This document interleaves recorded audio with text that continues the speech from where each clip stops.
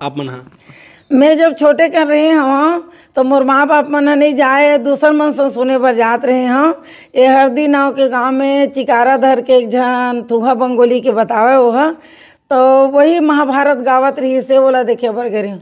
मैं सो गए वहाँ सब छोड़ के आगे मैं इसने भूल आ गए रहा रात के मुश्किल मुश्किल में घर आए मोर माँ बाप का पाट नहीं खोले रात के काबर गे रही करके।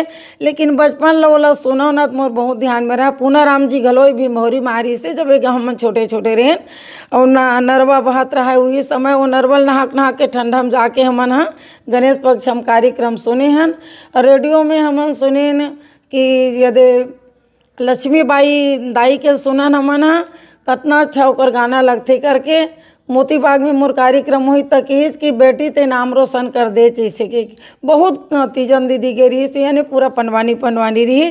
तो इसने हम पुराना कलाकार के गाना मतलब सुनता